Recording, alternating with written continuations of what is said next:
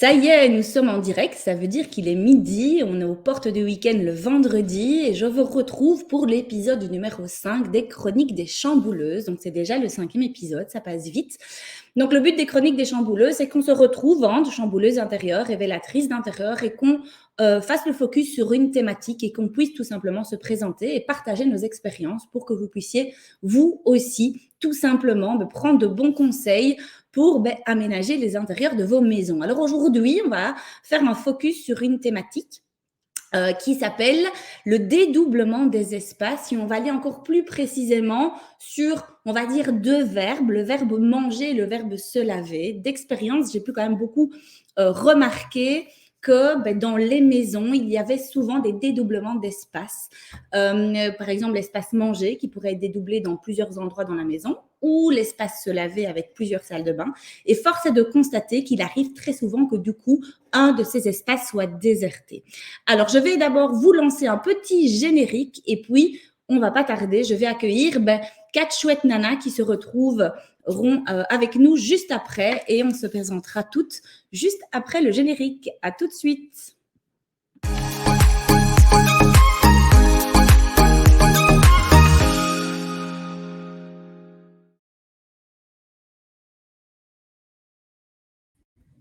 Yeah, ça marche, j'ai réussi.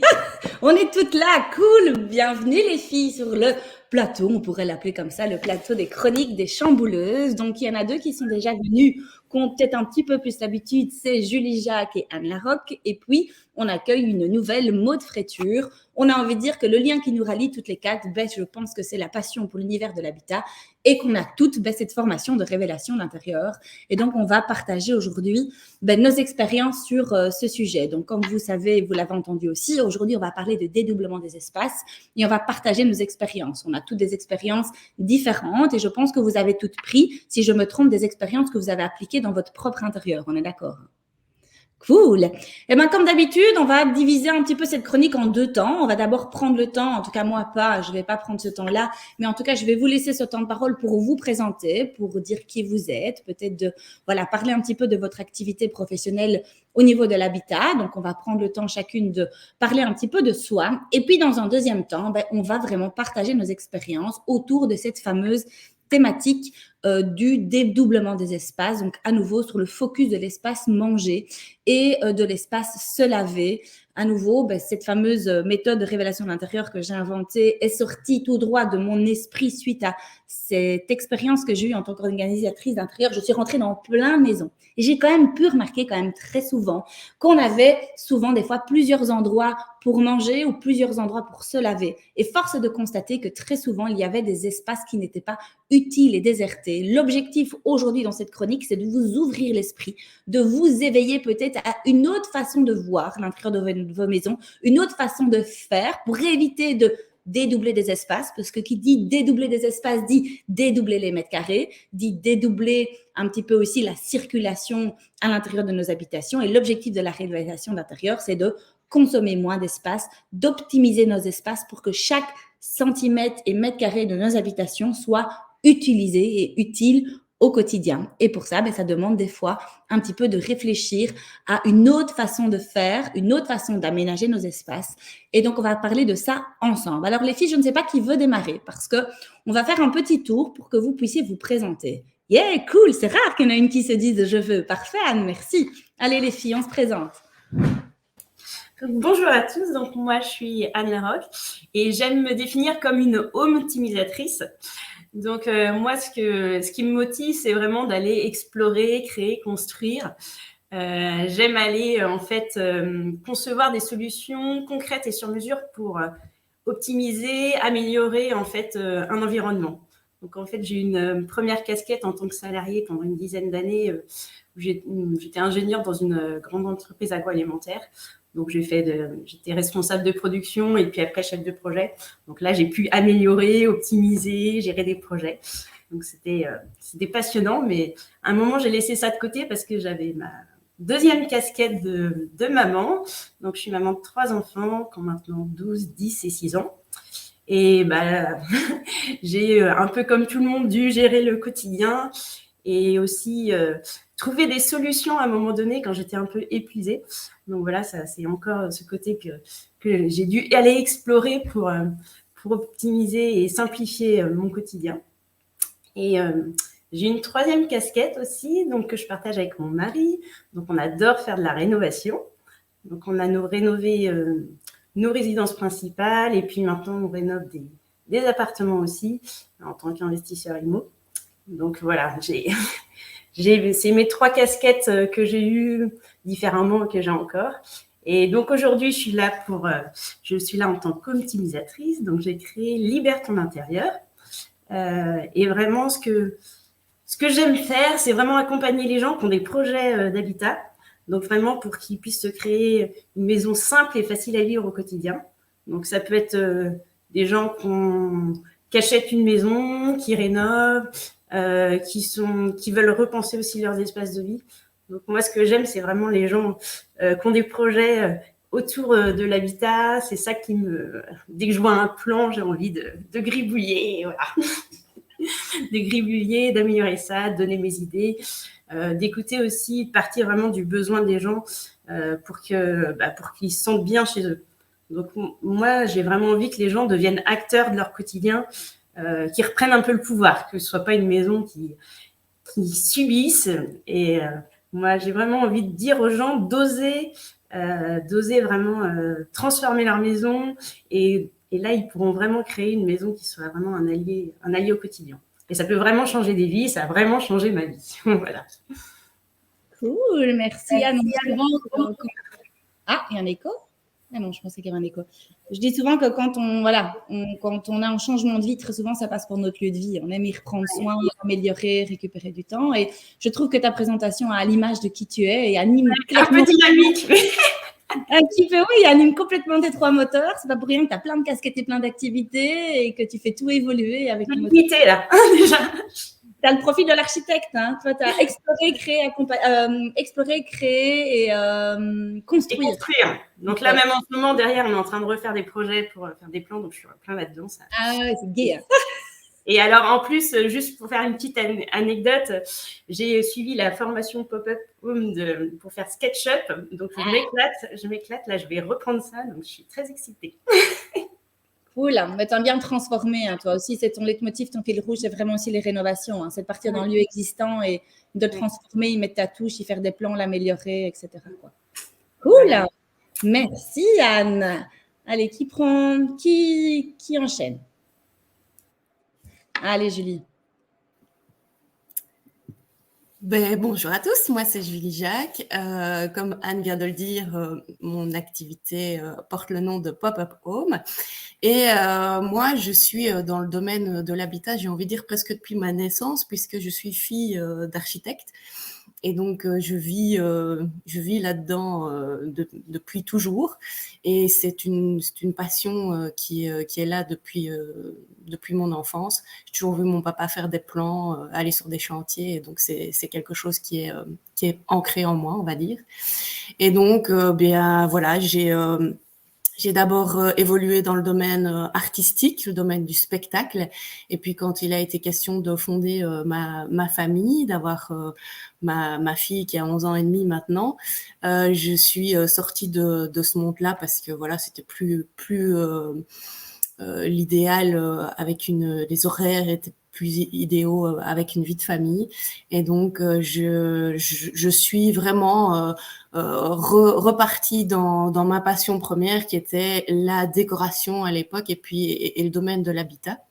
Et puis, mon activité a évolué avec le temps, avec des rencontres, avec des formations inspirantes telles que le home organizing avec Elodie Wery, la révélation d'intérieur avec Marie Winant et encore d'autres formations et de développement personnel aussi. Et donc, mon activité à l'heure d'aujourd'hui, c'est une activité où j'ai vraiment à cœur d'aider autant les particuliers dans l'optimisation et l'organisation de leur habitation, Et aussi un peu comme Anne, j'adore tout ce qui est projet, nouvelle construction, rénovation, mais grosse rénovation. Donc moi j'aime bien de partir quasi d'une page vierge et vraiment de travailler tout le processus de A à Z avec les particuliers, les clients qui sont en projet d'habitat. Et puis j'ai une autre casquette dans mon activité qui est plus une casquette de formatrice où effectivement j'ai travaillé plus de 10 ans dans le domaine de l'architecture, puis j'ai travaillé dans un bureau d'architecture où j'étais dessinatrice 2D, 3D et donc voilà, c'est des compétences, on va dire, que j'ai et que je peux transmettre parce que ça aussi, ça fait partie de mes moteurs et de la manière dont je fonctionne. J'adore apprendre, mais j'adore aussi transmettre les choses.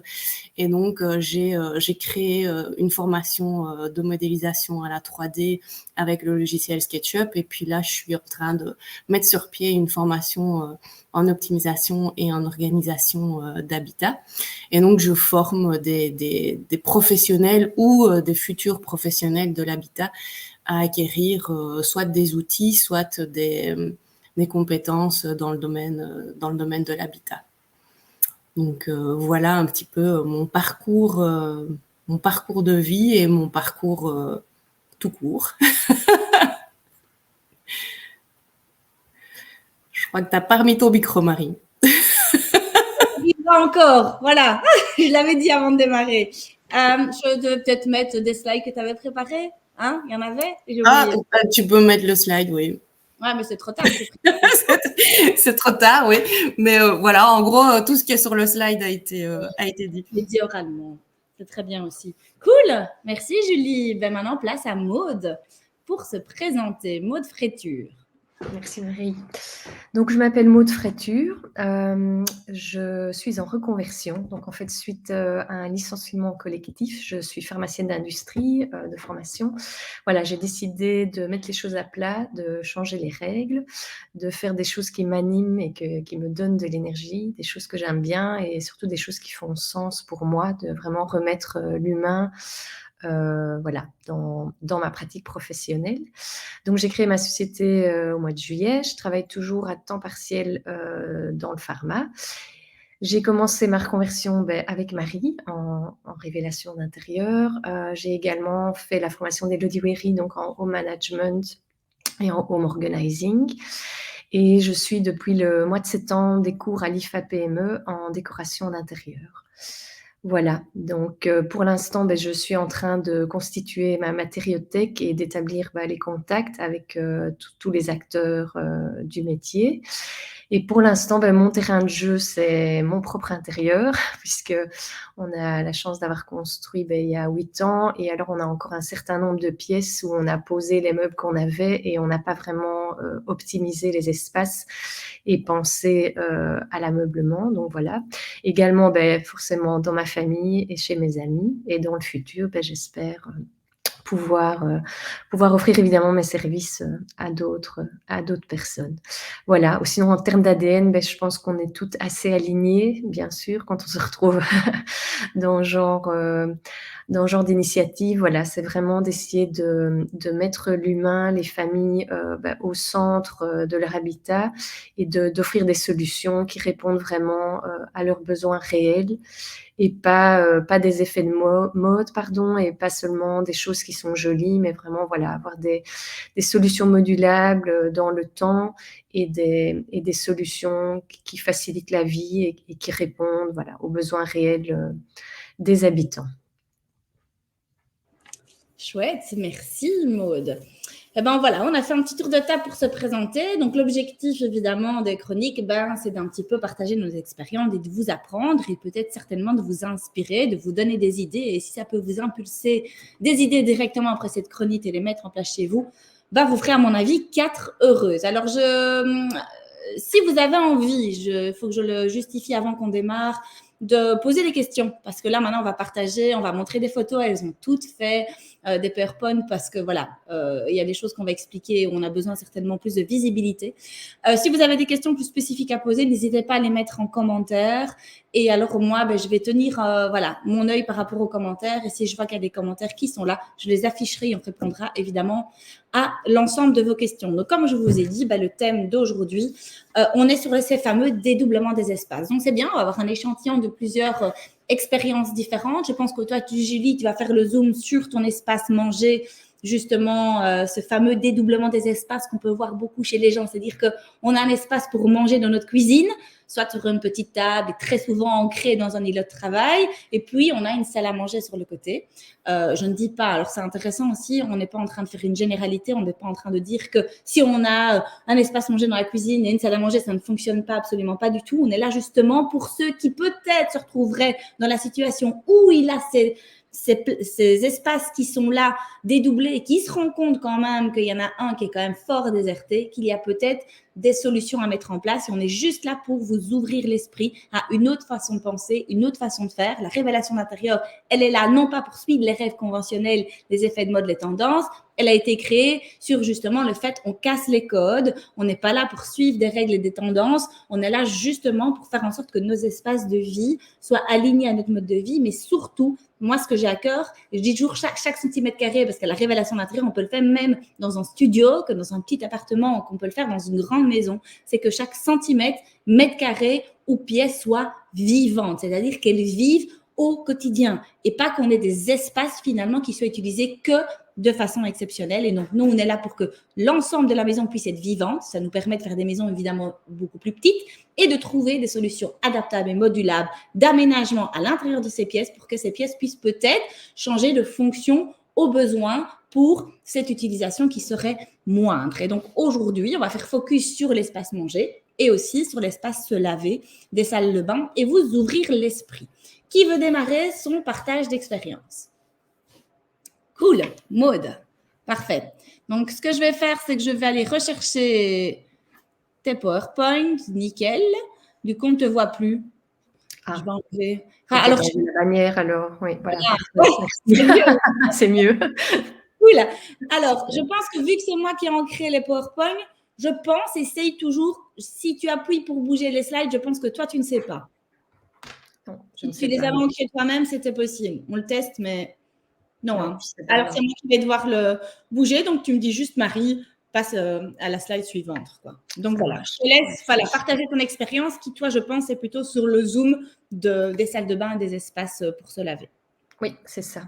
Donc, en fait, ce que je voulais vous expliquer aujourd'hui, c'était mon exemple de dédoublement de la salle de bain et une reconversion donc, en buanderie d'une des deux salles de bain. Voilà, donc on peut passer au slide suivant. Il faut savoir, comme tu as dit, pour t'être recadré, tu as fait construire ta maison il y a 8 ans. Oui. Et clairement, il y a 8 ans, tu avais décidé de faire 2 salles de bain. Tu vas peut-être l'expliquer après. Oui, je ne sais pas. Fait, ouais. Je te laisse. Parfait. Voilà. Donc ça, c'est la situation actuelle avec le plan donc, de l'étage. Et effectivement, dans nos plans, on avait demandé à l'architecte de faire une deuxième salle de bain parce qu'on venait tous d'une famille de 4 enfants et on avait tous vécu les embouteillages du matin quand on était adolescent dans la salle de bain. Et donc, à l'époque, voilà, on voulait 4 enfants. Donc, on avait demandé une deuxième salle de bain. Pour finir, on n'a pas eu 4 enfants, on a eu 2 jolies filles. Et en fait, jusqu'à présent, on n'utilise pas cette deuxième salle de bain. Et voilà, donc suite après à la formation de révélation d'intérieur donc avec Marie, où j'ai vraiment eu l'occasion d'étudier de près mes plans et notamment de revoir le flux du linge chez moi, je me suis rendu compte en fait que c'était pas du tout optimal. Donc c'est en fait les petites flèches jaunes que j'ai rajoutées sur le plan. Donc la salle de bain actuelle, c'est celle qui est à droite sur le PowerPoint. Donc, en fait, par définition, souvent, on génère le linge dans la salle de bain, donc là où on se déshabille, éventuellement dans les chambres, mais bon, en général, en tout cas chez nous, c'est dans la salle de bain. Et donc, je dois traverser tout l'étage, descendre les escaliers, puis je pense qu'on peut passer au slide suivant, parfait. Arriver dans la salle à manger, passer dans la cuisine et enfin, j'arrive à ma buanderie. Et donc, si vous vous souvenez du slide précédent, en fait, ma buanderie est quasiment en dessous de ma salle de bain. Et donc, en gros, voilà, je dois faire les 2 longueurs de mon habitation pour arriver jusqu'à ma buanderie. Alors, sans Donc, vouloir faire la mauvaise langue, je pense que du coup, il y a quand même 8 ans, vous avez fait des plans qui étaient des plans, voilà, traditionnels, tout à conventionnels. fait, C'est ouais. quelque chose qu'on voit beaucoup, c'est-à-dire les chambres en haut avec les salles de bain, souvent 2 salles de bain, une pour les enfants, une pour les parents, et la buanderie attachée à la cuisine. Donc, c'est plutôt Voilà, un modèle de maison assez classique, quoi. tout à fait. Alors, on peut passer au slide suivant. Voilà, et donc l'idée alors qui m'est venue, c'est d'utiliser en fait cette, potentielle deuxième salle de bain qui en fait avait toute la technique pour accueillir, une machine à laver, et un séchoir, ainsi qu'un espace après pour étendre le linge. Elle n'est pas énorme évidemment cette petite pièce, parce que c'était prévu plutôt pour une salle de douche avec un petit évier et un WC, mais voilà, c'est suffisant en fait pour accueillir une buanderie. Et donc, comme on le voit sur le schéma, ça serait évidemment un cycle beaucoup plus simple et en fait moins de manutention de linge sale, propre, à repasser, à ranger, etc. Voilà, donc on peut passer alors à la slide suivante. Le hic, c'est que cette deuxième salle de bain, comme elle n'était pas utilisée, elle était encombrée. Un classique. Donc, on ne savait plus ouvrir la porte tellement il y avait des choses. Voilà, c'est typique. On a des petits-enfants, des bébés, on accumule le matériel de puériculture, on traîne nos affaires de tous nos déménagements précédents, les vêtements trop petits, etc. Donc voilà, la première phase, ça a été une phase de désencombrement. Voilà, maintenant on voit le sol. C'est pas encore tout à fait parfait, mais voilà, on a déjà bien avancé. Et donc on voit qu'au niveau technique, on a une arrivée d'eau, on a une évacuation, puisque c'était prévu à la base pour installer un WC. Et on a évidemment des prises. Donc en fait, on a tout ce qu'il faut pour installer une future salle de bain. Donc, c'est ce qui est prévu dans les semaines à venir. Au niveau timing, je ne savais pas encore vous montrer les choses dans l'état fini, mais alors on peut passer au slide suivant avec quelques idées d'aménagement. Donc, évidemment, j'ai pris des exemples sur Pinterest, mais voilà, des choses assez simples où on voit qu'on peut superposer donc la machine à laver, le séchoir, quelques rangements, et donc typiquement, il y aura aussi un évier dans cette pièce-là, parce que je trouve ça toujours quand même bien pratique quand on a du linge sale à faire tremper, d'avoir quand même un évier à proximité des machines. Et alors aussi, ce que j'ai déjà implémenté, ça c'est juste un petit truc que je voulais vous parler, c'est plus du home management. En fait, vous voyez sur la photo du milieu, donc c'est ma salle de bain actuelle. Et en fait, en termes de home management, j'ai délégué le tri du linge. Donc en fait, j'ai délégué à mon compagnon et à mes 2 filles le tri du linge. Donc j'ai simplement acheté 3 bacs chez Ikea, avec pour consigne, voilà, vous triez votre linge comme des grands. On a le noir, le blanc et les couleurs. Et quand le bac déborde, je sais que je dois faire une lessive. Voilà. Donc ça, c'était juste un petit bonus, un petit conseil en termes de home management pour essayer de simplifier également, une autre idée pour essayer de simplifier, le cycle du linge. Voilà, c'était tout ce que j'avais à vous partager. Je ne sais pas si j'ai pas vu de commentaires dans le chat. Non, pour l'instant, on n'a pas, Voilà. commentaires, mais C'est que voilà, c'était super clair alors.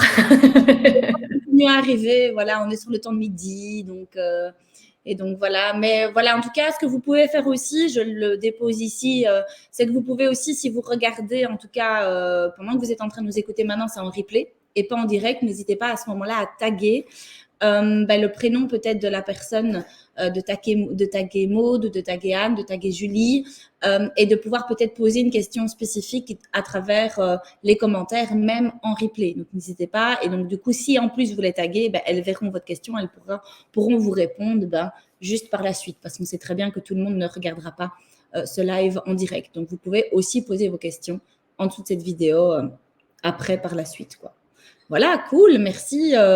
Merci Maud. Et puis, on a envie de dire, rien n'est figé. Tu vas faire ça pendant pas mal d'années, mais si vraiment le jour où tes filles sont ados et qu'il y a vraiment besoin d'avoir un autre point d'eau, mais rien n'est figé, tout est toujours possible. On peut toujours remettre un point d'eau ou une douche. Je ne sais pas si elle serait assez grande.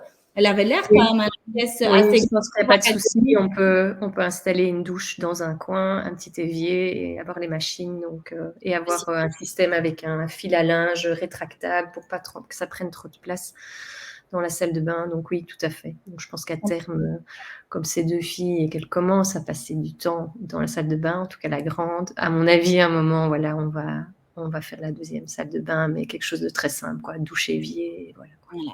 Pour la salle de bain d'appoint en cas de filles à Exactement.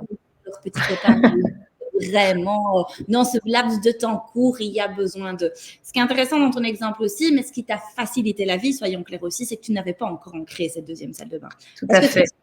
on va aller chez des clients et le constat, c'est que c'est fait.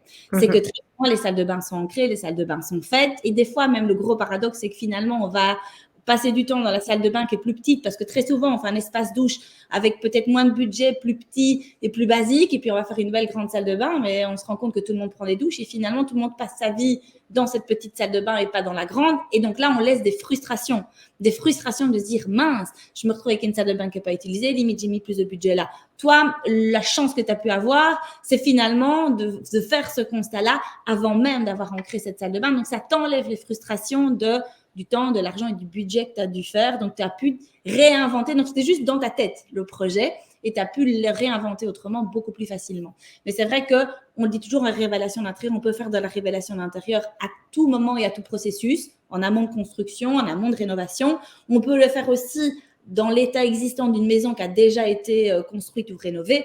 Mais évident, plus le projet a avancé, plus on risque de se tomber dans des frustrations, qu'elles soient frustrations de choses qui sont finies, qu'on n'a pas spécialement envie de défaire, ou frustrations techniques qui rendent que les choses ne soient pas possibles. Et donc là, toi, tu en crées quand même un exemple. C'était finalement sous tes yeux, d'une certaine façon, et plus facile d'accès. Mais on peut toujours trouver des solutions, mais des fois, ça passe par la case frustration. Donc voilà, cool. Merci beaucoup, Maud, pour Avec plaisir. l'exemple. Est-ce qu'on ne rebondirait pas du coup sur Anne qui, toi aussi, tant qu'on est dans l'énergie de la salle de bain, on va aller chercher du coup ton exemple. On est d'accord, tu as fait la salle de bain aussi, hein, toi, Anne? Ah, je ne t'entends pas. Comme moi, le micro. Je suis dans la salle de bain, mais à la fin du PowerPoint. Donc, c'est la dernière diapo que tu peux mettre. Du coup. Ok, alors on va faire ça. Et puis, on passera à Julie avec les salles à manger. Puis, on reviendra sur nos exemples de salles à manger. On va essayer de faire le thème salle de bain tant qu'on y est. Ouais. En même temps, il n'y a toujours pas de questions. C'est la dernière diapo du… Alors, c'est ceci, hein. La dernière, en fait. Voilà. Cool. En fait, j'avais juste envie de vous partager un petit exemple qu'il y a chez mes beaux-parents. Donc, en fait, souvent, la problématique quand on regroupe dans une salle de bain, c'est qu'en fait, on se dit, s'il y a plusieurs adultes, ou deux familles différentes, c'est un peu compliqué. On est tous là dans le même lavabo. Donc, mon mari avait ça avec son frère. Donc, ils habitaient une maison qui était assez étroite. Donc, au dernier étage, en fait, il y avait les deux chambres des garçons. On arrive sur un palier, donc la chambre 1 à gauche, la chambre 2 à droite. Et en fait, ils avaient une salle de bain commune. Enfin, en fait, ils avaient une douche commune, mais avec un espace salle de bain lavabo bien séparé. Donc, en fait, l'idée, c'est que ils rentrent chacun tous les deux dans leur petite salle de bain. Et après, la douche, en fait, il y a une porte de douche en diagonale qui arrive dans une douche. Donc, en fait, c'est un bac de douche qui a été agrandi après sur les bords, etc. Donc, on peut vraiment sortir, entrer des deux côtés. Donc, c'est pas forcément fait pour une famille complète, mais ce qui est intéressant, c'est qu'aujourd'hui, quand on y va, on a tous plus de 35 ans. Donc, moi, avec mon mari et mon beau-frère, du coup, on peut être dans la salle de bain sans se gêner, quoi. Chacun peut y aller. On n'est pas en train de voir l'autre en train de se brosser les dents. Enfin, il n'y a pas de problématique. Puis après, quand il y a une douche, soit on peut sortir. Après, on peut même mettre des parois opaques. Là, c'est pas le cas, mais en fait, ça permet quand même d'avoir qu'une douche. Et puis, je relève aussi le fait de dédoubler l'espace. Tu n'en as pas parlé, Marie, mais c'est qu'on nettoie moins aussi. Il y a moins de ménage. Il y a moins de ménage. Et ça, moins de produits à acheter. Il ne faut pas dédoubler le savon, dédoubler les produits pour les cheveux. C'est un bel exemple de salle de bain modulable que je voulais montrer des exemples. C'est-à-dire que tu as finalement, techniquement et en termes d'achat et de matériaux, finalement la même chose qu'une salle de bain. Parce que tu peux avoir une salle de bain, une douche avec, par exemple, 2 éviers. La seule chose, c'est qu'elle a été pensée pour pouvoir justement la moduler et de se dire que, à un moment, on peut avoir cette fameuse intimité qu'on n'a pas quand on pense à un grand espace et que souvent, c'est même plus grand. Il y a même plus de techniques dans une salle de bain. Elle n'est pas forcément complètement à l'échelle, mais effectivement, ça reste assez petit. Ils ont aussi chacun des placards, du coup, sous la pente. L'épée, c'est les placards sous pente et du coup qui sont exploités pour leurs vêtements. Il y a la place pour mettre leur panier de linge sale et mettre ton peignoir, ton truc. Donc en fait, c'est petit mais c'est hyper fonctionnel.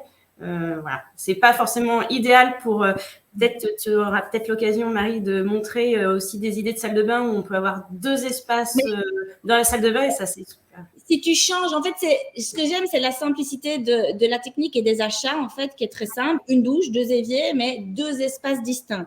La seule chose que moi, je pourrais pu faire pour la fameuse familiale, c'est que la cloison du milieu, ce n'est pas une cloison figée. Tu aurais pu mettre, par exemple, les 2 éviers peut-être contre les placards, tu vois, peut-être comme ça, et puis d'avoir une paroi coulissante pour que quand tu es avec ta famille, tu te retrouves dans une belle grande salle de bain tous ensemble, et le jour où tu as des ados, tu refermes cette fameuse paroi du milieu qui aurait pu se moduler, tout simplement. Ce qui permet de se dire, je peux avoir une grande salle de bain, parce que, soyons honnêtes, on pense très souvent même quand on fait construire nos habitations et qu'on est sur les plans, on pense déjà quand on n'a peut-être même pas encore d'enfant dans son ventre, à cette fameuse 2e salle de bain qu'on va construire, et moi-même, je suis tombée dans le travers.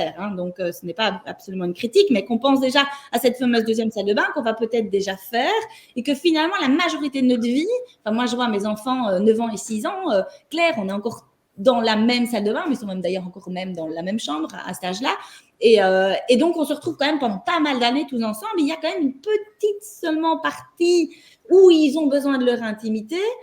Alors, à ce moment-là, pensons une salle de bain qui peut être bien grande, mais qui peut se séparer à un moment donné, mais on reste techniquement au même endroit, une seule technique, et on ne commence pas à dédoubler plein de choses. Et surtout qu'on fait souvent des baignoires quand nos enfants sont tout petits. Et donc, on a souvent la belle grande salle de bain, double vasque baignoire, et puis on a une salle de douche. Mais finalement, on se rend compte que tout le monde prend des douches et plus personne prend des baignoires.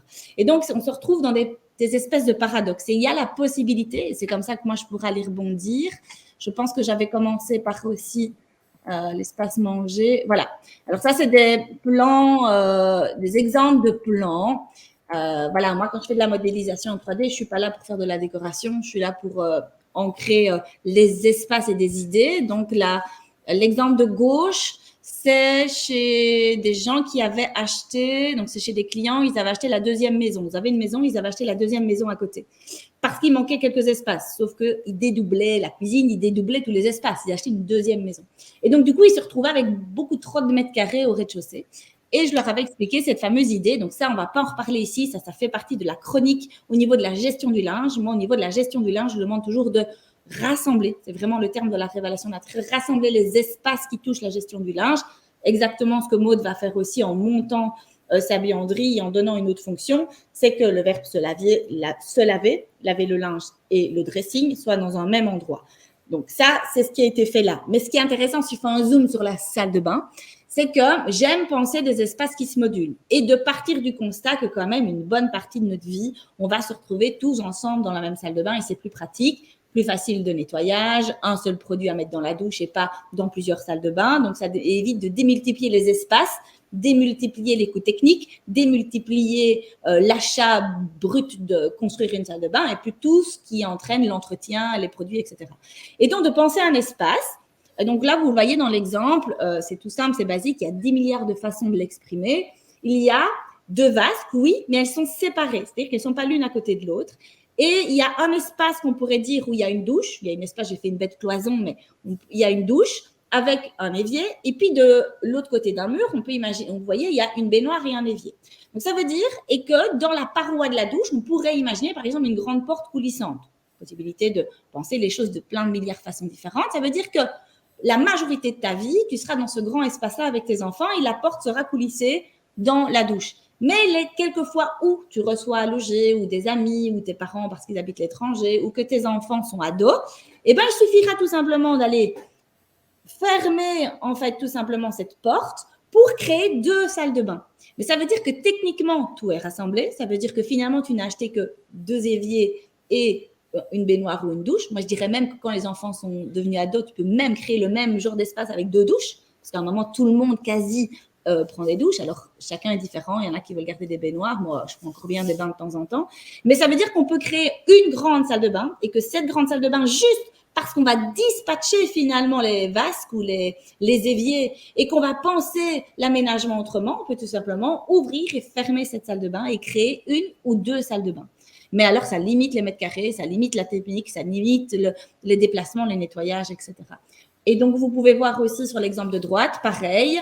Et d'ailleurs, c'est intéressant parce que l'exemple de droite, c'est une modélisation que j'avais fait, puis l'architecte est repassé derrière et on verra ce que l'architecte a fait.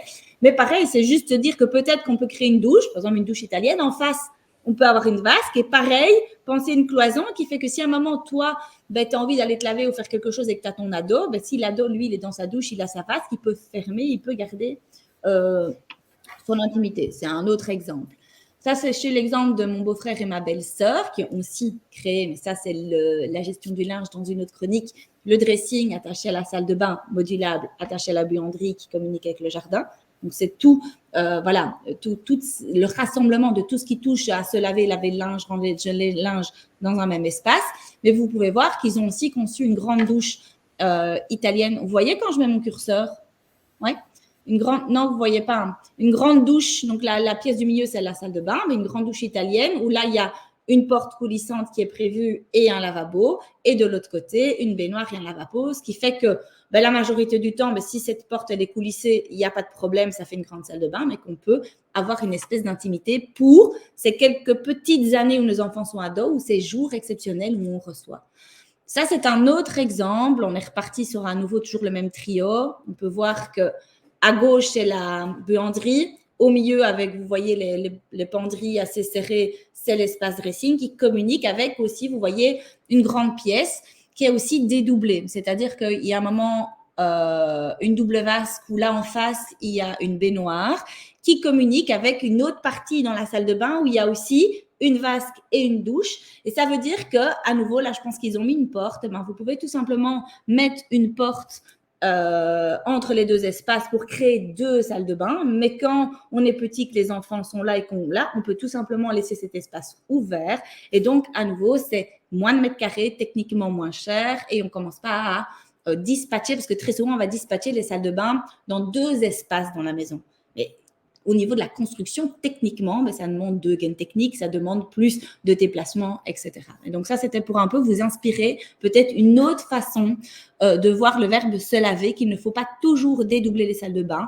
Et si on les dédouble, on risque d'être frustré parce que le paradoxe, comme j'ai déjà dit, que je vais répéter, mais le paradoxe que j'ai très, très, très souvent vu, c'est on fait une belle grande salle de bain avec une baignoire et finalement, tout le monde déserte et va dans cette petite salle douche parce que tout le monde prend des douches. Et très souvent, il y en a une des deux qui est plus désertées. Et même si elles ne sont pas désertées, ça reste techniquement plus gros à mettre en œuvre, ça reste plus d'entretien.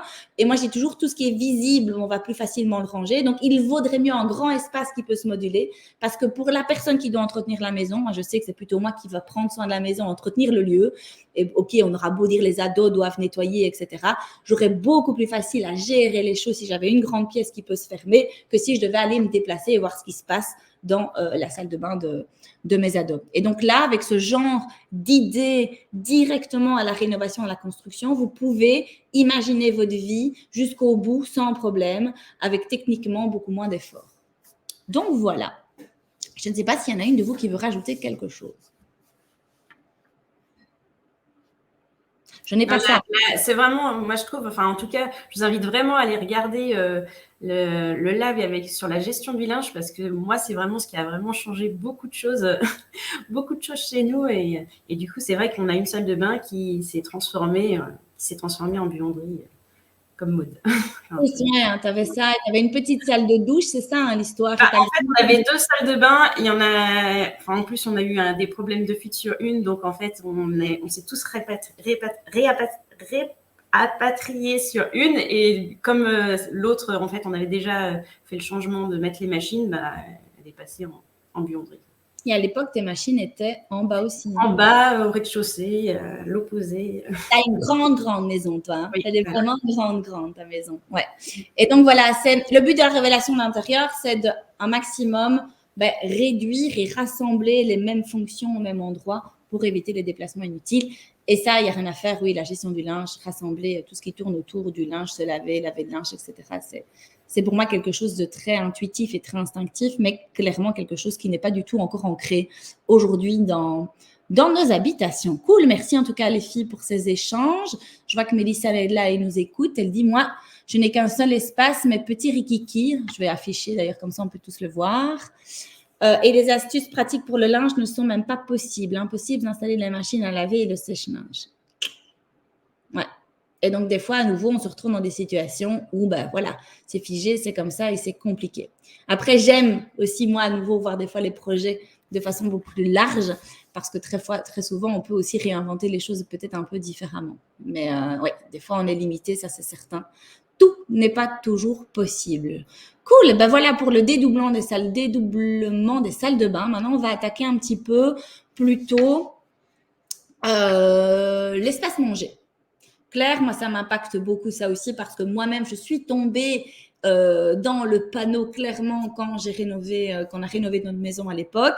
C'est qu'on a fait une cuisine avec à la mode l'îlot central et que dans l'îlot central, à l'époque, je crois qu'on avait pris 2 places pour enlever un meuble, on a 4 places. Donc, on a 4 places l'un en enfilade, donc même pas l'un en face de l'autre, quoi, 4 l'une à côté de l'autre. Très souvent, on dit, bah oui, on a un îlot, on a 4 places, ça sera pour les apéros qu'on reçoit, c'est sympa, c'est festif, machin. Et puis, j'avais ma salle à manger qui était juste à côté. Enfin, je veux dire, 2 mètres. Enfin, il y avait 1 mètre, et puis 1 mètre, tu étais dans la salle à manger avec une belle grande salle à manger, avec une belle grande table, des chaises, etc. Force est de constater que je n'allais absolument jamais manger dans ma salle à manger. Sauf que dans ma tête, c'était on allait manger dans la salle à manger et l'îlot allait être peut-être pour le petit déjeuner et les apéros avec les copains. Sauf que c'est quand même clairement plus pratique de manger à l'espace où tu fais à manger. Et donc, même pour débarrasser la table, si c'est sur l'îlot, ben, tu n'as qu'à faire ça, mettre dans la vaisselle. Nous, on pouvait même laisser nos casseroles et tout sur les tacs et se servir parce qu'on mange en face. Et donc, on a pris l'habitude depuis toujours, même si ce n'est pas comme ça qu'on avait projeté notre réalité, eh ben, Claire, on mange, on déjeune, on soupe dans notre cuisine depuis ça fait combien d'années maintenant qu'on habite là? 12 ans, je pense. On a acheté il y a 15 ans. Ça fait 12 ans qu'on fonctionne comme ça. Alors, cette fameuse salle à manger, à vrai dire, qui faisait quand même, j'ai 25 mètres carrés, donc on ne parle pas de 10 mètres carrés, était complètement désertée, sauf quand on recevait. Et même si on recevait beaucoup, c'est un petit peu con d'avoir 25 mètres carrés dans ta maison qui est finalement utilisée que 20 jours sur 365. Et ça, je trouve que c'est une incohérence totale et c'est quelque chose qu'on peut souvent voir dans la maison. Et si on pousse le paradoxe encore plus loin, c'est que très souvent quand on se projette dans on va manger dans notre salle à manger, c'est là qu'on va mettre le budget, c'est là qu'on va acheter une belle table, c'est là qu'on va mettre peut-être des chaises bien chères et bien confortables et que tu vas aller mettre des chaises plic-ploc comme ça dans la cuisine parce que tu penses pas que tu vas manger. C'est exactement nous ce qu'on avait fait. On avait acheté des belles chaises Ikea pas confortables, hautes qui faisaient cric, et finalement on mangeait là tout le temps. Il y en avait une belle grande salle à manger avec des chaises confortables qu'on n'utilisait pas. Et donc ça c'est pour moi une incohérence vraiment totale. Alors l'objectif ici c'est de parler de ça, de parler ces dédoublements d'espace manger. À nouveau, si vous avez ça chez vous, que ça fonctionne, eh ben, ou vous n'écoutez pas tout ce qu'on va dire, mais j'ai envie d'ouvrir l'esprit aux personnes qui ont peut-être 2 espaces manger et d'aller soulever les incohérences et voir comment on pourrait faire autrement. Donc, comment on peut faire autrement avec l'existant et peut-être ouvrir l'esprit aux personnes qui un jour décident de rénover et de construire pour déjà ancrer les espaces complètement autrement, un peu comme la salle de bain, dans la conception des espaces avant de tomber dans le classique cuisine, salle à manger, salon. Donc voilà, qui veut peut-être Julie, vu qu'on a pris la parole pour les salles de bain. Julie, tu as quand même un magnifique exemple que tu as ancré tout de suite dans ta maison. Tu n'as pas dû supprimer pour changer, tu l'as vraiment ancré tout de suite. Donc, je vais mettre tes PowerPoint et tu vas nous expliquer tout ça. Tu peux passer déjà les deux premiers slides. Oui, mais je veux juste m'imprégner un peu parce que ils sont vraiment beaux. Oui, là. Donc, voilà. Donc, moi, ici, c'est mon 4e lieu de vie, on va dire. Le 5e, si je compte la maison de mes parents, évidemment, la maison familiale. Même le 6e, parce qu'avec mes parents, on a déménagé 2 fois. C'est mon 4e lieu de vie où je vis vraiment seule. Et j'ai eu 3 lieux de vie en 5 ans avant celui-ci. Et celui-ci, il est complètement neuf puisqu'on a acheté vraiment une grange. On n'avait rien et donc tout était à faire. Et donc, quand on a acheté ce lieu, en fait, j'ai fait un petit peu l'analyse de mes besoins et de ce que je possédais déjà. Et j'ai fait un espèce de cahier des charges a été très clair en fait et très net assez rapidement, puisque je savais ce que je voulais et ce que je ne voulais plus, puisque j'avais entre guillemets déjà un petit peu analysé inconsciemment ou pas, je ne sais pas, mais en tout cas j'avais déjà analysé un petit peu mon mode de fonctionnement, et donc je savais déjà ce que je voulais et ce que je ne voulais plus. Et donc voilà, quand on a cherché, on voulait un lieu à la campagne, mais pas trop loin de la ville. On voulait un lieu où qu'on puisse moduler, enfin que je puisse en tout cas moduler et aménager comme je l'entendais. Donc soit on partait sur de la nouvelle construction, soit on partait sur une rénovation, mais une rénovation assez lourde. Et puis alors, la cuisine ouverte sur l'espace à vivre, ça c'était quelque chose qui m'était indispensable. Moi, je suis déjà pas une grande cuisinière. J'aime pas plus que ça faire à manger. Je regarde pas MasterChef. Et donc, moi, cuisiner, c'est cuisiner parce qu'il faut manger tous les jours. Donc si je dois m'enfermer 2 heures tous les jours pour faire le repas de midi et le repas du soir, je sais que je le ferai pas. Et j'ai déjà eu ces lieux-là où la cuisine était fermée dans un style classique. Et je sais que c'était vraiment une pénitence pour moi d'aller faire le souper, et je choisissais des choses très rapides à faire parce que voilà, je voulais pas rester trop longtemps enfermée dans la cuisine. Donc cette cuisine ouverte qui donne sur les pièces à vivre, c'était vraiment indispensable pour moi. En tout cas, si je voulais faire à manger à ma famille. Donc du coup, une salle à manger modulable, et pour optimiser l'espace, c'était vraiment quelque chose de très important aussi. Et puis alors d'autres choses qui sont arrivées, de WC complètement indépendants et pas dans la salle de bain, un bureau parce qu'on est tous les deux indépendants et donc on a besoin d'une pièce comme celle-là pour travailler à certains moments, des rangements pratiques, de la lumière, des matériaux chaleureux, et donc voilà, ça c'était vraiment le cahier des charges, on va dire, très très clair et très précis de ce que je voulais faire dans la maison. Tu peux passer à la dia suivante. Donc voilà, c'est pour vous montrer un petit peu à quoi ça ressemble. Donc j'ai acheté le petit trou là où il y a la voiture qui est garée. Vous voyez ce que ça a donné après avec la façade. Donc on a vraiment, en fait, je suis repartie, j'ai fait du neuf. C'est comme si j'avais fait une nouvelle construction entre 3 murs qui datent de 1800. Et je vous avoue que la vue m'a tout de suite tapé dans l'œil, et ça a été tout de suite ce lieu-là qui est resté voilà, et qu'on a réussi, qui nous a choisi aussi, et qu'on a pu Clairement, tu aurais été tombé amoureux du lieu et des briques plutôt que de la maison, on est d'accord, vu qu'il n'y avait pas de maison. Il n'y avait pas de maison, ben non, j'ai acheté une remise de ferme, donc voilà. Pardon. Et donc voilà, quand j'ai dessiné les plans, quand j'ai imaginé le projet, il faut savoir que c'est pas une grande maison, mais elle est à la taille de notre famille. On est 3. Je n'ai qu'une fille. Et donc, on a 50 mètres carrés au rez-de-chaussée, 50 mètres carrés à l'étage. Ça fait avec la tour, on a un petit 120 mètres carrés, ce qui est grandement suffisant pour nous 3. Je pense qu'on pourrait même vivre dans plus petit. Et donc, cet espace-là, en tout cas le rez-de-chaussée, j'ai voulu vraiment le modeler avec tout ce que j'avais mis dans ce fameux cahier des charges. Et donc, quand il a été question de dessiner la cuisine, cette cuisine ouverte, et cet espace à vivre que j'appelle maintenant l'espace à vivre polyvalent, parce que c'est vraiment ça. Donc en façade, j'ai juste mon bureau et le hall d'entrée, et puis j'ai cet escalier qui amène à l'étage, et puis j'ai cette cuisine qui en fait est simplement un îlot central. Tout le rangement se trouve en dessous de l'escalier.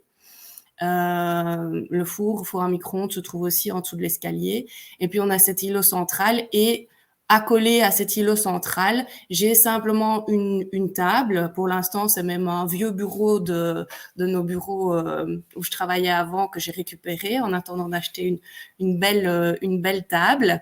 Et cette table au quotidien, en fait, elle se rentre légèrement en dessous de l'îlot central, et donc c'est sa position, je vais dire, classique la plupart du temps. Et puis les quelques jours de l'année où on reçoit, eh bien, je sors simplement la table de l'îlot central, je la place plus au centre de la pièce, et là, je peux mettre des chaises tout autour de cette table et faire une salle à manger. Donc, Marie, si tu veux passer la dia suivante, on voit des photos. Donc, voilà. Simplement, la table, quand elle est en dessous, enfin, légèrement rentrée en dessous de l'îlot de la cuisine. Et puis, il suffit simplement de la tirer sur un mètre, et on place des chaises et on a une salle à manger. Alors, on n'est pas des gros receveurs, on reçoit pas 10 personnes tous les week-ends, 2 fois par week-end. On reçoit une fois de temps en temps. La petite table avec le banc va bientôt disparaître. C'est une petite table que j'avais mis pour le coin à jeux de ma fille, hein, puisque ça, on en a parlé dans une autre chronique aussi. Les jeux, c'est quelque chose à gérer aussi dans un intérieur, et donc j'avais ramené tous les jeux là où on vit, donc dans les pièces à vivre de la maison, et je me rends compte que ma fille maintenant, qui va sur ses 12 ans, qui va rentrer en secondaire, commence à venir chercher les affaires ici en bas et va se mettre dans sa chambre pour dessiner, pour faire ses loisirs créatifs, et elle est beaucoup aussi en chat avec ses copines, etc. Donc on rentre dans l'adolescence, et donc cette table de jeu et ce banc de jeu vont sortir de la maison, puisqu'ils ne sont plus utilisés. Et donc du coup, ça va nous faire aussi gagner un peu plus d'espace dans cet espace à vivre. Donc voilà. Cool. Et toi, tu as un bel exemple, c'est vraiment simple, efficace, quoi. Voilà, tu as une simple table, et c'est vrai que moi, j'ai toujours connu, je suis déjà habituée à manger. Et donc, tu peux vraiment te dire, ben voilà, elle est collée à ma cuisine, c'est quand même beaucoup plus simple pour mettre la table, débarrasser la table. Tu potentialises finalement plus de mètres carrés du côté, du coup, tu vas plus vivre peut-être du côté du salon, etc. Et puis, après, voilà, la repousser. Donc, c'est... parce que l'air de rien, voilà, 50 mètres carrés en bas, tu as quand même ta buanderie, tu as ton hall d'entrée, tu as ton bureau, tu as ta cuisine, voilà. Ah oui, il y a Mélissa qui demandait, j'ai dit à l'espace jeu, et tu as aussi l'espace lit, parce qu'il y a Mélissa qui dit, je suis curieuse, qu'as-tu fait dans la tour? Alors, la tour, pour l'instant, elle est toujours dans son jus. Au rez-de-chaussée, ce sera un espace annexe au salon. Ma fille, pour l'instant, elle va encore de temps en temps, un gros pouf là, et elle va de temps en temps s'isoler là, soit pour lire un livre, soit pour chatter avec ses copines, ou elle en a fait petite, elle en faisait aussi sa cabane, sa maison. Au premier niveau, il est attenant à ma chambre à moi, et à la base ça doit être une salle de douche, et je suis en pleine réflexion, mais je pense que ça va quand même rester une salle de douche, parce que je me rends compte que moi je rentre dans l'adolescence avec ma fille, et je me rends compte que à 3 dans la salle de bain avec l'adolescente, surtout que ma fille c'est une aficionado des bains, moi je suis plutôt douche. Donc pour l'instant, on a une salle de bain avec une baignoire qui fait baignoire et douche. Mais ma fille, elle prend que des bains. Donc je pense que je vais lui laisser la salle de bain où elle commence à s'étaler très fort et où je dois repasser derrière avec tous ces masques et ces bijoux et tous ces trucs, où elle commence à s'installer un peu beaucoup dans la salle de bain. Donc, ça sera certainement la salle de douche pour moi et son papa. Et puis, le 3e étage, ce sera certainement une salle. À la base, c'était la salle de jeu qui était prévue pour Silou, mais bon, voilà. Elle n'en fera certainement rien, parce qu'elle ne jouera plus quand elle sera faite. Donc ce sera certainement un endroit où elle pourra aller avec ses copines, où on pourra mettre une télé aussi, ou un espace où elle pourra aller s'isoler quand elle sera plus grande, autre que sa chambre qui reste très basique aussi. Elle a juste un lit, et donc voilà, ce sera la tour, c'est le petit plus de la maison. Dis, Voilà. Julie, je vois le temps passer, je vais devoir te couper parce que je vois que le temps file et qu'il y a encore Anne qui doit prendre la parole et qu'il est déjà 12h54. Je vous avais dit qu'on n'allait pas voir le temps passer et qu'il y a déjà quasi une heure qu'on est en train de discuter. En tout cas, merci beaucoup Julie pour ton passage, pour ton partage, pardon, et pour toutes ces belles photos et ce beau plan qui a été très clair. Anne, toi aussi, tu avais quelque chose à nous partager, on est d'accord? Que je vais revenir du coup au début. Ah, ton micro. Ton micro, Anne, on ne t'entend pas. Ah oui. Voilà. Donc, nous aussi, on a rénové, on a fait une grosse rénovation. Donc, on a cassé vraiment tous les murs de la maison. On a juste gardé les murs porteurs. Et donc, c'était il y a déjà plus de 10 ans. Je ne connaissais pas encore la révélation d'intérieur. On a dû faire des choix assez rapides. Mais à l'époque, on avait déjà fait le choix d'une cuisine ouverte et de ne pas faire de doublons. Donc, en fait, on a une grande pièce, c'est vrai qu'elle est grande, où on a notre cuisine, notre salle à manger et puis l'espace noir, un peu une arrière-cuisine. Donc, ça veut dire qu'on n'a qu'une seule table. On n'a vraiment qu'une seule table. Donc, en fait, les fonctions, il y a plusieurs fonctions. Si tu veux passer... donc, cet espace-là, du coup, il sert à cuisiner. Donc, on a quand même fait le choix de faire comme un petit bar. Donc, ce bar-là, on ne l'utilise vraiment pas du tout. On n'a pas de chaise derrière. À un moment, on s'était posé la question, mais en fait... on ne voulait pas multiplier, donc il est vraiment juste là pour faire une séparation et puis pour poser aussi parfois des choses, c'est pratique, la carafe, le pain, voilà. Donc là, c'est l'espace, donc on cuisine ici. Après, on a d'autres fonctions du coup, donc on peut manger. Donc ce que je disais, c'est qu'on mange toujours sur cette table-là. Donc que ce soit le petit déjeuner, le dîner, vraiment tous les repas sont pris ici.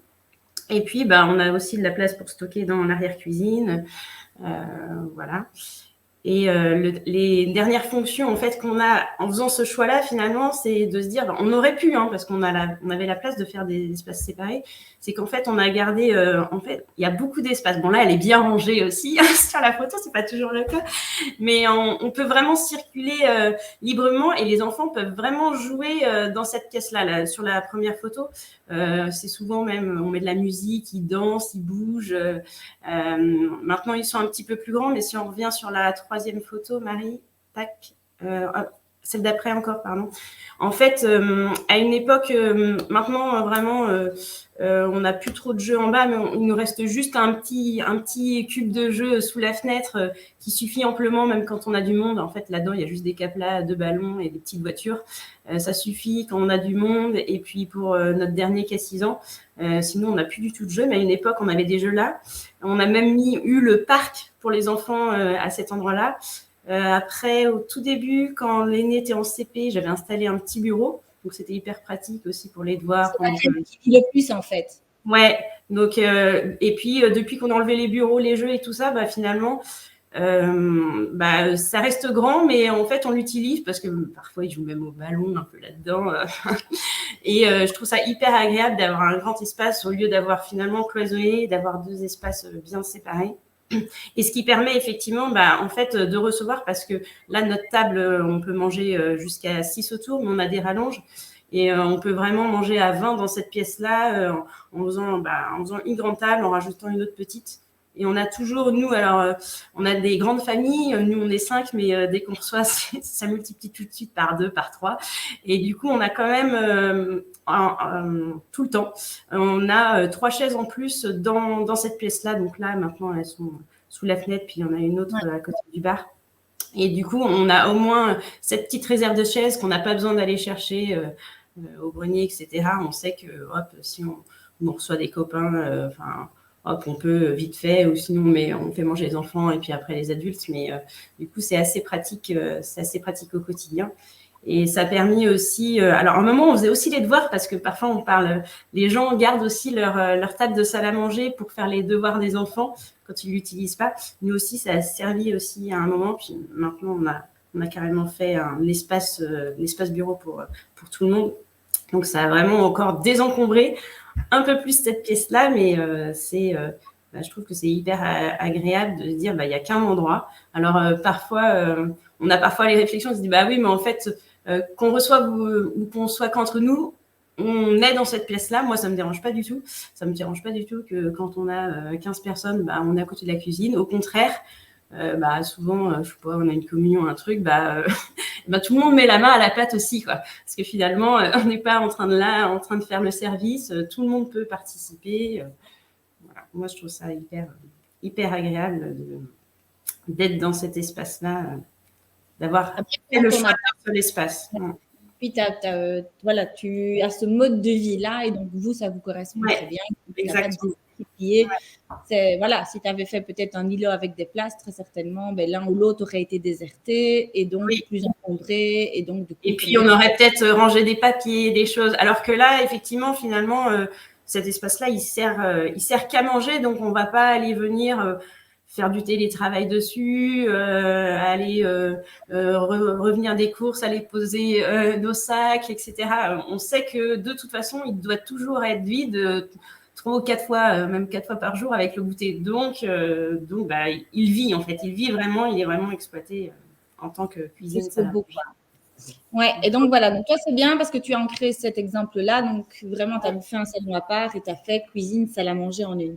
Et ça c'est exactement l'exemple que j'ai envie que les gens comprennent que à nouveau le but de la révélation d'intérieur c'est d'avoir pensé des espaces pour que ces espaces puissent vivre et se moduler tout au long finalement de notre vie et de ce qu'on va en faire au lieu de penser et se projeter dans des espaces comme moi je l'ai fait, ah ben oui, on aurait une salle à manger, on mangera dans la salle à manger et ce bar il servira pour qu'on reçoit. Finalement, ben, ce qu'on a projeté, c'est pas notre réalité et on s'est retrouvé avec des espaces en trop. Alors, il y a possibilité, après, je ne vais pas m'attarder dessus parce que je pense que j'ai déjà communiqué là-dessus, mais clairement, ce qui a moi révolutionné ma vie, c'est quand je me suis rendu compte que ben, cette salle à manger, on l'utilisait 20 fois sur 365, je trouvais ça complètement ridicule.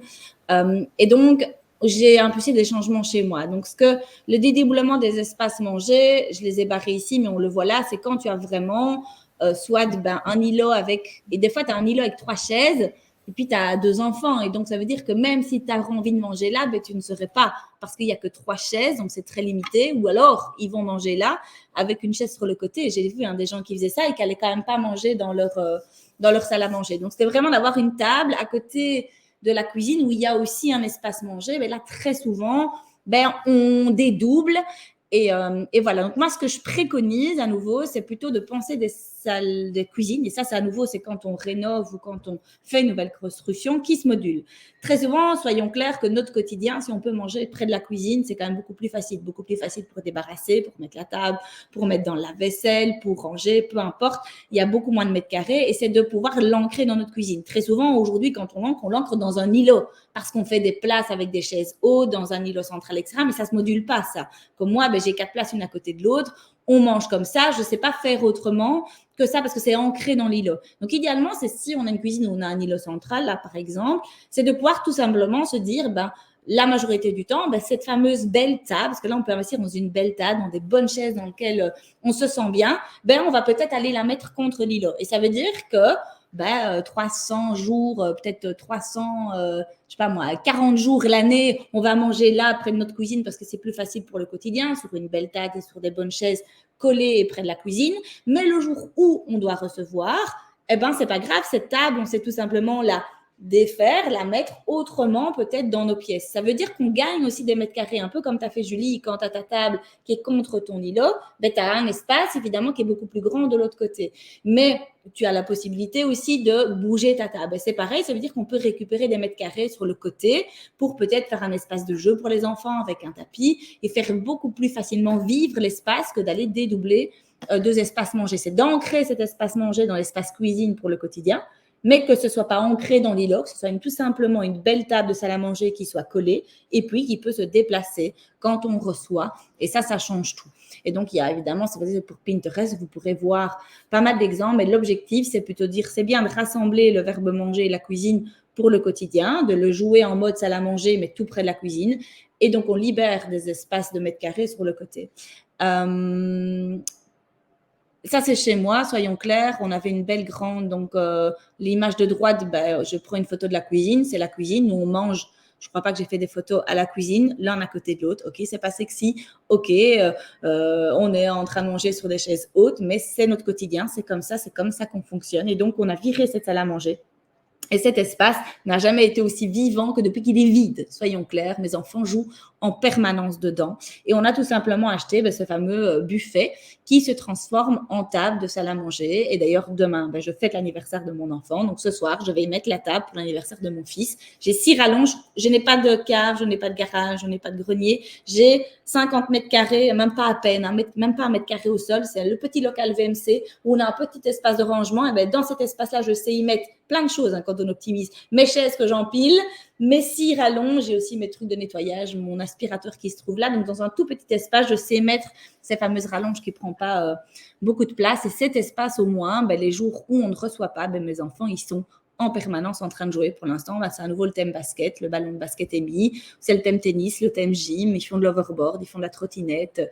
Ils font vraiment plein de choses dans cet espace qui est finalement redevenu vivant. Et donc, c'est de se dire qu'on peut soit penser des espaces directement plus ergonomiques et plus faciles, la salle à manger collée finalement à l'espace cuisine et qu'on peut à ce moment-là déplacer la table. Ou dans le cas où vous avez une maison, vous avez une salle à manger, vous mangez à la cuisine, en quelle mesure il ne faudrait pas supprimer cette salle à manger, en faire autre chose et tout simplement acheter peut-être un buffet pour y faire une salle à manger. Je vais vite terminer par l'exemple de Anne Mathieu. Je l'avais demandé, qui est aussi une révélatrice d'intérieur. Anne Mathieu qui a fait du home organizing, de la décoration d'intérieur, de la révélation d'intérieur. Aussi, elle se retrouvait avec sa cuisine. Vous voyez à gauche, elle avait une cuisine. Ils sont quand même 3 enfants. Ils sont 5 quand même dans la famille. Et vous voyez, il n'y a que 2 chaises bleues. Mais en fait, ils étaient tous là, en train souvent de déjeuner, de dîner. Il y en a un qui mettait une chaise sur le côté. Donc, ils étaient quand même très souvent en train de manger dans la cuisine, alors que fondamentalement, il n'y avait pas toujours assez de place pour tout le monde. Et juste à côté de sa cuisine, elle avait une belle grande table en teck qui était plus facilement désertée. Et donc, c'est ça le paradoxe. C'était une cuisine qui n'était pas adaptée pour manger, mais c'est quand même là-bas qu'ils allaient. Moi aussi, pareil, il n'y a que 4 places pour manger, mais quand on est 6 et qu'on reçoit mon beau-frère et ma belle-sœur, on reste là. Les enfants vont sur les genoux, je mange debout, etc. On reste quand même dans cet espace cuisine qui est finalement pas adapté. Donc, ce qu'elle a fait, c'est qu'elle a adapté sa cuisine. Vous pouvez voir un peu en avant-après. Ici, à gauche, elle a un îlot avec 2 chaises. Et elle venait de terminer le dernier aménagement de sa cuisine. Elle me dit, purée, Marie, je te déteste, parce qu'elle a dû trouver des solutions. Je dis, en fait, force est de constater qu'on est beaucoup mieux là. Et donc, je vais ancrer le verbe manger dans l'espace où on passe plus de temps. Et donc, elle a bougé l'espèce de petit îlot. Vous voyez qu'elle a déplacé. Elle a en fait racheté des chaises et elle a d'ailleurs beaucoup plus de fluidité d'ailleurs dans sa cuisine en fonctionnant comme ça. Et du coup, elle a viré sa table de sa salle à manger. Elle a aussi acheté comment une table modulable et qu'elle peut utiliser quand elle fait ses formations ou quand elle reçoit des amis. Mais elle a joué le jeu. Elle s'est dit, OK, je passe beaucoup plus de temps dans ma cuisine, on mange là, alors on est plus debout ou mal assis, etc. avec mes enfants. On va moins dans cette salle à manger qui est à côté. Alors, on joue le jeu. On ancre assez de place pour tout le monde dans cette cuisine et on libère cet espace où les enfants peuvent faire leurs devoirs, où je peux... Et après, il me semble, pour avoir vu aussi les autres aménagements, en fait, elle a aussi surtout gagné de la place dans son salon. Elle s'est fait un coin cocooning avec un fauteuil pour lire et tout ça. C'est pas sur les photos, mais c'était vraiment ça aussi. L'idée, c'était de gagner de la place dans son salon pour refaire un autre espace qu'elle n'avait pas aussi. C'est vrai que là, on voit, il y a un meuble qui est mis sur l'image du milieu, il y a un petit meuble qui a été mis pour séparer les espaces, qui est l'équivalent derrière la table en teck, là, qui n'existe plus maintenant. Et derrière ça, près de son feu, elle a mis 2 petits poufs et 2 petits fauteuils pour rendre un espace cosy. Après, on rend des espaces plus grands, plus modulables, mais ce genre d'exemple de se dire, en fait, il y a souvent, il faut arrêter des fois de projeter un petit peu les choses dans sa tête, se dire je vais faire une maison comme ça parce que c'est comme ça que je vais vivre et c'est comme ça que c'est mieux. Et quand on projette, on est déconnecté de notre réalité. On pense qu'on va faire comme ça, donc on fait comme ça et finalement, dans la réalité, on ne le fait pas. Donc la révélation d'intérieur part toujours de notre réalité du quotidien, de comment on fonctionne naturellement et d'adapter l'aménagement vraiment en fonction de ça.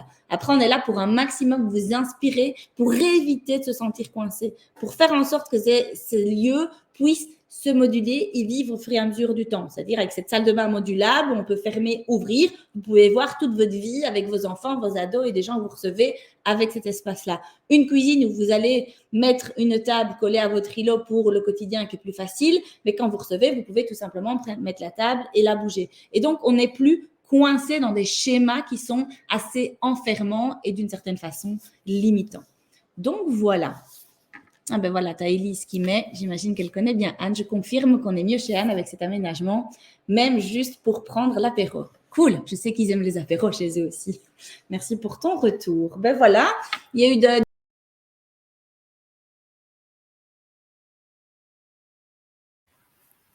Marie a disparu. Marie a quitté le, le studio, à mon avis, sans s'en rendre compte.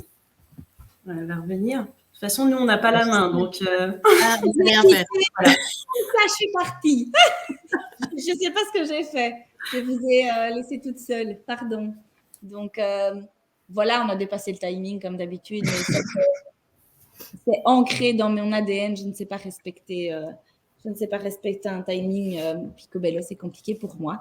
Je ne sais pas les filles. En tout cas, merci d'avoir été là. Merci d'avoir partagé toutes vos expériences. Je ne sais pas si vous avez quelque chose à ajouter suite à toutes les conversations qu'on a eues. Un petit mot pour la fin. Je pense que c'est toujours inspirant, ces partages d'expériences. Moi, j'aime toujours bien voir les avant-après, les photos. Donc voilà, merci à toutes. Ouais, faites confiance à votre intuition et chamboulez vos intérieurs aussi. Voilà. Et on peut vraiment partir de l'existant aussi. Il y a toujours des petites choses à faire, même si on pense que c'est impossible. Comme dit Marie, quand on voit la maison au global, il y a toujours des petites choses. Il faut vraiment être bien chez soi. C'est ça le but aussi, c'est d'être mieux chez soi, que ce soit plus simple et facile à vivre. J'aime aussi le concept de tester les choses avant de faire les choses de manière définitive, avant d'investir dans les meubles. Donc, exactement. Voilà, un très bon conseil. On teste avec ce qu'on a, on fait avec ce qu'on a. C'est comme ça que je dis que j'ai toujours réussi à avoir mon homme. À chaque fois, j'arrive et je mets des bombes. Oui, on va faire ça, on va faire le dressing familial, on va dormir sur un palier, on va virer la table à manger. À chaque fois, il me regarde avec des yeux. Je dis, on fait avec ce qu'on a. Je fais tout, je te demande rien. Et on peut tout refaire s'il faut. Et on ancrera des solutions durables si vraiment on sent que ça fonctionne. Et comme ça, j'ai toujours réussi à impulser des changements pour toute la famille. Ça, c'est intéressant aussi parce qu'on peut nous vouloir faire des choses, mais tout le monde n'a pas toujours envie de nous suivre. Donc, le fait du conseil de dire d'abord tester avec les meubles que vous avez, déplacer des meubles de place, tester, ce ne sera peut-être pas encore optimal, mais ça permet de le vivre. C'est un magnifique conseil qui permet vraiment à un moment de le ressentir et de le vivre et pas à nouveau de le projeter tout simplement dans sa tête. Cool. Parfait. Merci les filles. Moi, j'ai envie de dire arrêtez d'écouter tout ce que les autres vous disent, que c'est bien de faire comme ça et de faire comme ceci, de faire comme ça. Arrêtez de regarder ce qui se passe tout le temps à la télé, sur Pinterest et les conseils qu'on vous donne d'aménagement. Servez-vous-en, inspirez-vous-en, mais votre mode d'emploi, c'est votre mode de vie, c'est votre réalité, c'est comme ça que vous vivez. Et si cette façon de vivre ne colle pas à ce qui se passe ailleurs, finalement, on s'en fout. Ce qui est important, c'est que vous vous sentiez bien chez vous. Moi, je n'ai aucune honte de dire que mes enfants dorment toujours ensemble, que je n'ai pas de salle à manger, que ceci et que cela, parce que ça nous correspond très bien dans notre quotidien. Merci les filles en tout cas d'être venues. On va vous souhaiter une belle après-midi. Comme d'habitude, c'est vendredi, donc c'est le jour de l'apéritif. Donc je vous souhaite un bon apéro, une bonne après-midi, un magnifique week-end. Et on vous dit à bientôt pour une prochaine chronique. Salut tout le monde. À bientôt tout le monde. Salut.